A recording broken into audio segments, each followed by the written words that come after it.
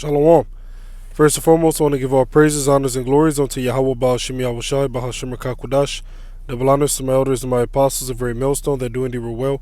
Peace, blessings, and salutations be unto the elect, the awful elect of the 1/3. Shalom. This is Brother Dawadah, coming back at you with another video through the spirit and power of YAHAWAH, SHAM, YAHAWASHI. And today, this will be a video entitled, She's a Brick House. And this kind of comes in response to Elder Apostle Gabar's video that he did the other day entitled, This is a Woman with a Great Asset.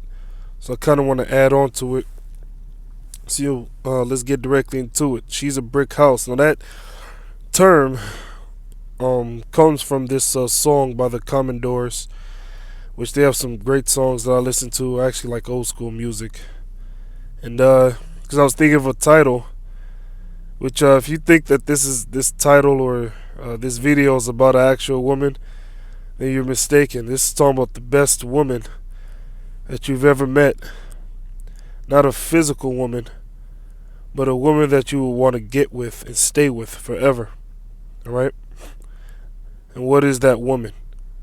Let's get directly into it. This is the book of Sirach, chapter 6 and verse 22. For wisdom is according to her name, and she is not manifest unto many. So who is the she? Wisdom. So the woman that I'm referring to in this lesson is wisdom. Alright? Now, it says the legacy of Brick House. Now, a lot of people know that song. You know, she's a brick house. You know, it's like I can't sing. But anyways, everyone knows that song, but you know, fewer people know that it's talking about a woman and what the term brick house means. Now, when you go down, I'm just going to hit the point here. Maybe I'll put this article in the description box. So I'm just going to hit the point. It says, but what exactly is a brick house? Richie, whose 66th birthday is Saturday, said that the term was a shortened take on the term built like a brick house, meaning solidly built, especially in reference to a woman. In other words, she got a body. Before you had that term, she got a body, you had the term, oh, she's built. Oh, she's a brick house. She's built up, meaning she has a body. She got the breast, she got the ass and everything. And that's like this truth, this knowledge that we have. It's a beautiful and delicate woman that you want to get with. Just as much as in the world, if you got a pretty woman, you try your best to do anything you can to stay with that woman, right? Same applies to this knowledge, this truth that we have. It's the finest woman you could ever meet. Sirach chapter 6 and verse 22. For wisdom is according to her name, and she is not manifest unto many. So wisdom is that woman. Now let's go into the assets of this woman. Alright, which when you look up the word asset, which Apostle Gabar went into, you can go into it real quick. The word asset, let me add an S.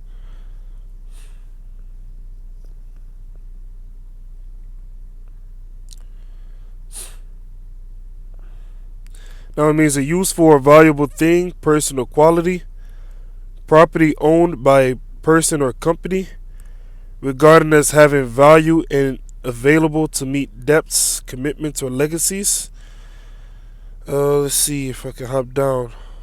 Oh, you know what? Let me do this. Because, yeah, that's definitely what an asset is. But there's a slang version of this word. It's the same word, but it means something totally different. The word asset, out of the Urban Dictionary, which, you know what this is when they say Urban Dictionary? It's simply slang that Jake uses. They call it urban. Let's go into the word urban. It's important to go into these words. Now the word urban, let's type in definition. Wow. Slakia.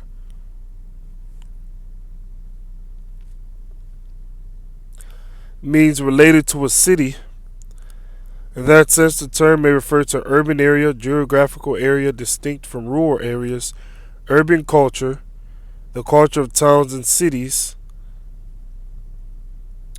Now watch this. Wow, this is heavy. Now, I'll try to read this quick. It says, what does urban mean? I'm not talking about the dictionary definition, an adjective meaning of the city, which is that's what we just read, derived from the Latin urbanus and ultimately urbs, meaning city, because that doesn't explain what urban is doing in this phrase, reproduced verbatim from a report I heard recently on my local public radio station. Like most urban cities, Oakland. Like most city-ish cities? You see? So anytime you see it, they say, oh, that's urban music, or that's a urban term, or this is the urban dictionary. That's code talk for how Jake talk, but in a derogatory form. All right? In a derogatory form. All right? Now, you know what? I want to show you something. Now here I have an article pulled up saying, this is from the website called Pan Cocoa Jams. Because when I looked up this term brick house, which I already knew what it meant, but I just wanted to, go into it a little bit further to verify. I came across this website first. So let's hop down. Now it says this. Of course, since, quote, brick house didn't make it into the... Well, let me read it. I'll try to read it fast. It says brick house is a complimentary description referent for certain females, which was coined by Shirley Hannah King, the wife of a member of the R&B group Commodores. According to that usage, brick house is a curvaceous, stacked, attractive female. In other words, she got a body, like how Jake says now. There are anecdotal statements. Let's go into this word. Anecdotal, which means narrative, informal. There are anecdotal statements on the Commodore's Brick House YouTube video viewer comment threads for women who remember being called a brick house after that record was released. Now let's hop down.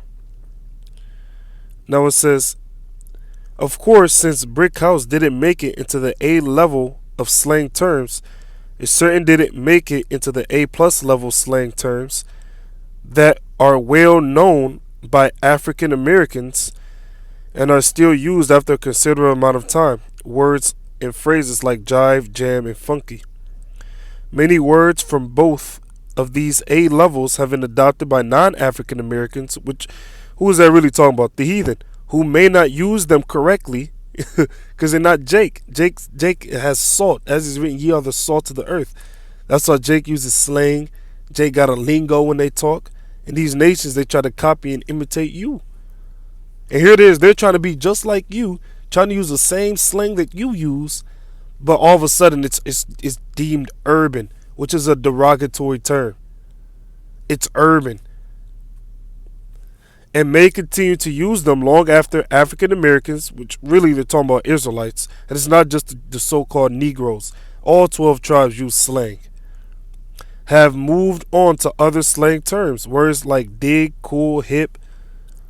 But brick house doesn't have anywhere near the status of any of those African American, which are really Israelite, slang terms. Alright? So Jake talks with slang. Now I want to hop from there back to this article that we have here. So Jake talk with slang. In these nations, they try to imitate the things that Jake says, right? Which we'll get back to the lesson.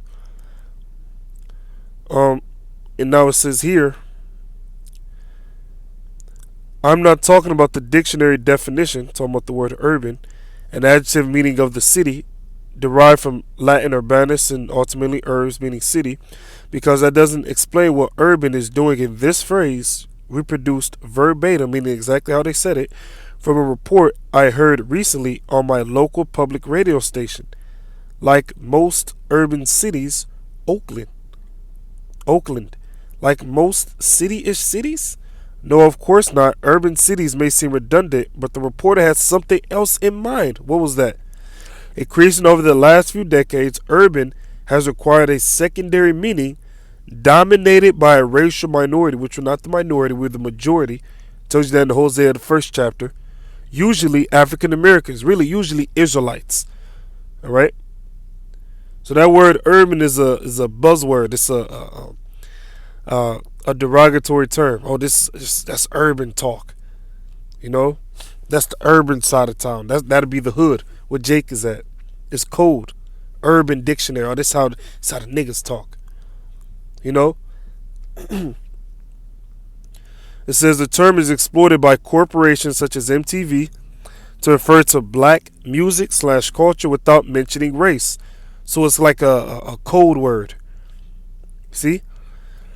Marketing term used to hide the fact that they are focusing on a racial group, black people or other minority, city dwellers, downtown area, associated with African Americans or hip hop culture. See? The Urban Music Awards, meaning black. You see? Adjective, a word used in substitution to ghetto. A word used in substitution to ghetto. So when they say Urban Dictionary, it's ghetto dictionary. In other words, it's how the niggas talk. In a derogatory form. You see? Because these nations, they hate us. And they put things in plain sight, but they use code. Oh, the urban side of town. Oh, this the Urban Music Awards. You know? Often used to refer to something that is not proper and lacks social standing.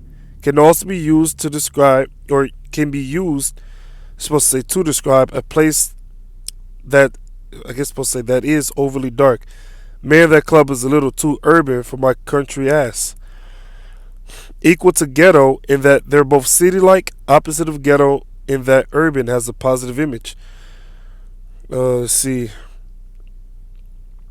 So it says the politically correct way to say black people, which are not black. See? Corporate America still hates black people, but calling them the N-word will lead to boycotts. So to keep Jesse Jackson at bay, some people coined the word urban to describe all things related to black people, which are not black. Alright, so that's where you get the term the Urban Dictionary, which is code word for how niggas talk in the code way or code word way of saying it. Alright? That's why if you use slang, oh, you're talking ghetto. Oh, you know? But here it is. They adopt the same words that you use because they want to be just like you. Now, the word asset out the Urban Dictionary. So now we understand why it's called Urban Dictionary. The word asset means, let's see.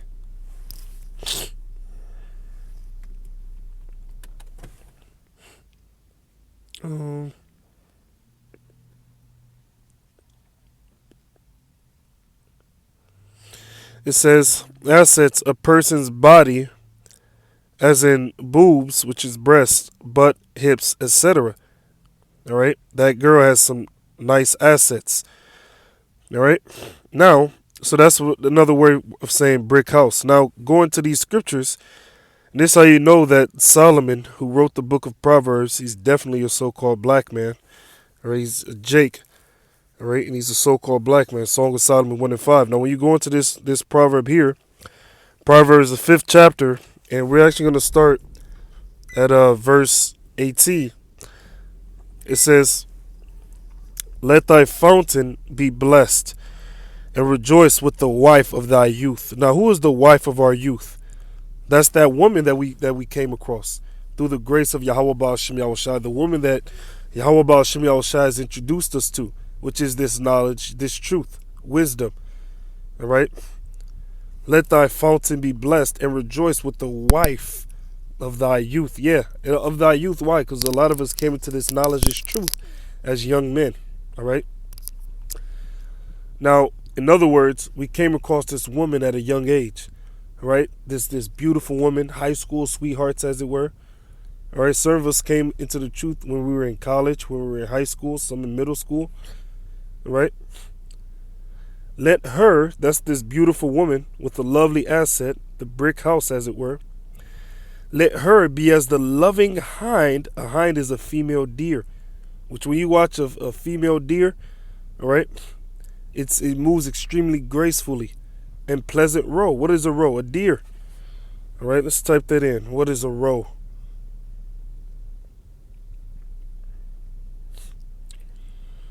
All right. Now a row is what? A deer. All right. And the hind is a female deer. All right. Let her be as the pleasant hind and pleasant row. Let's type in the word hind.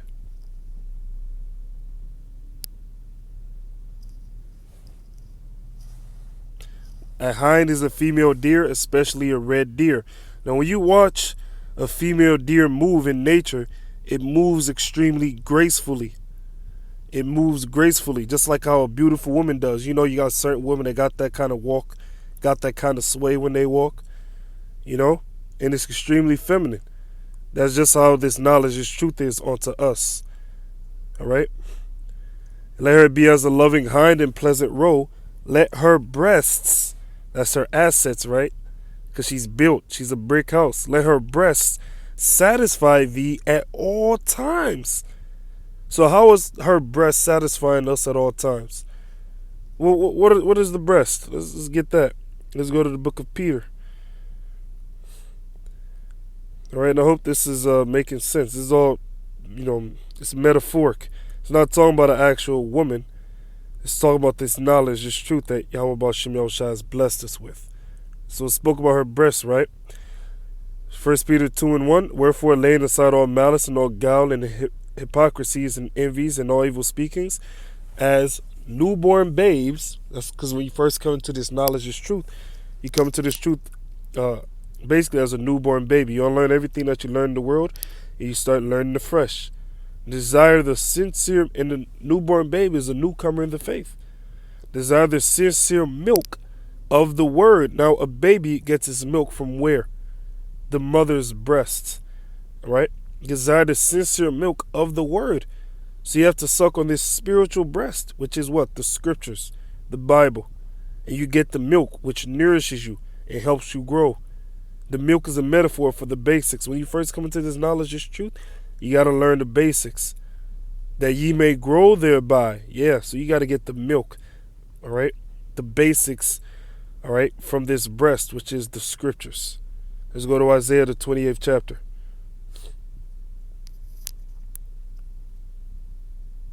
Isaiah 28:9.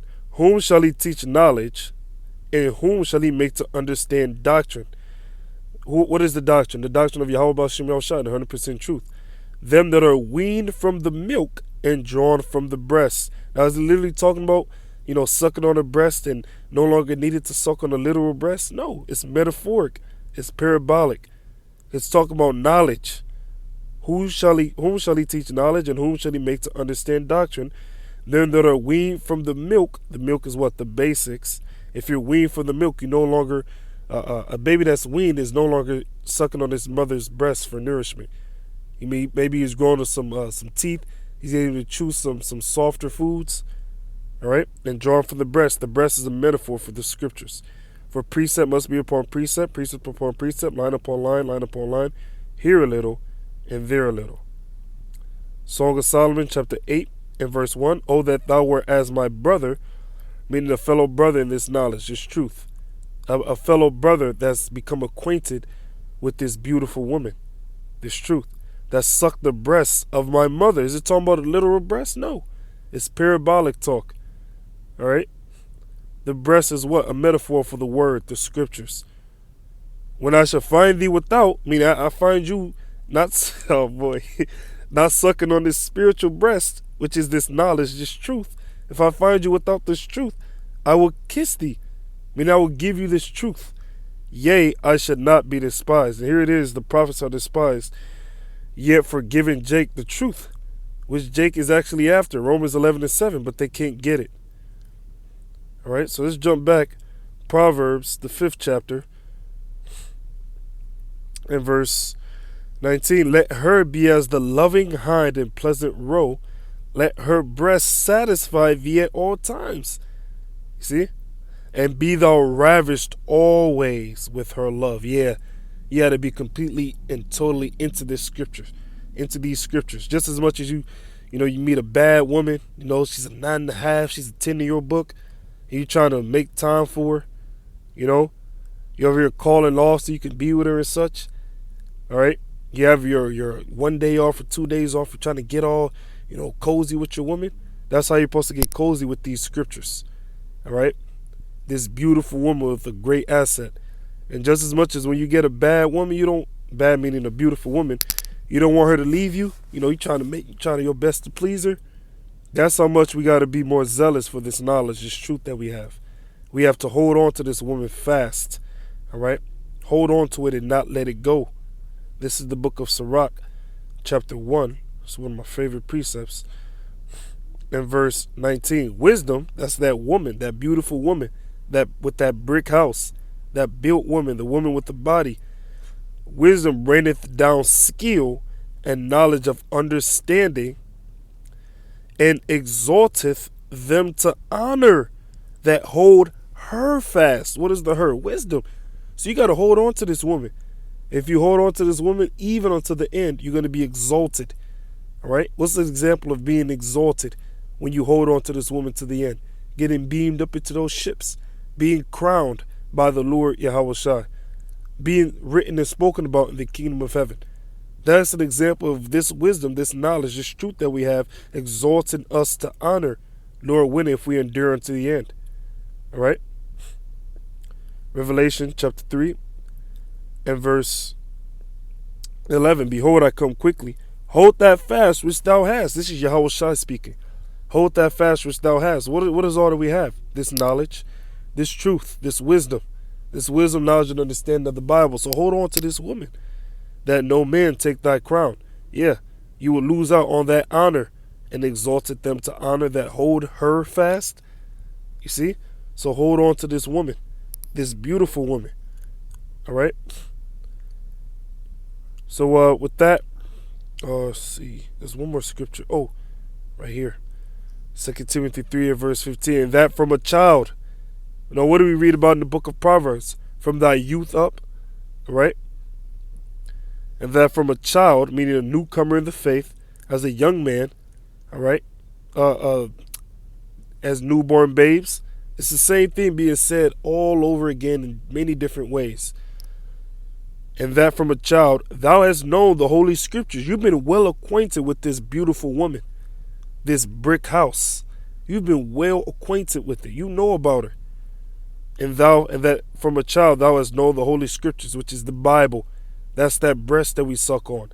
That's that beautiful woman, which are able, meaning these scriptures, this woman, all right, which are able to make thee, meaning you, wise unto salvation. So if you follow after what this knowledge, this truth has, all right, what it has to teach you, if you do what this woman tells you to do, all right, which are what? These scriptures. If you follow after this wisdom, knowledge, and understanding, it will result in you being saved.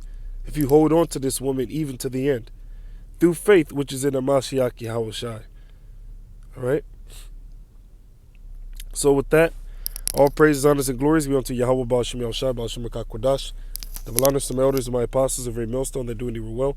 Peace, blessings, and salutations be unto the elect, the one-third. With that being said, Shalom. Barakah Akim. Shalom.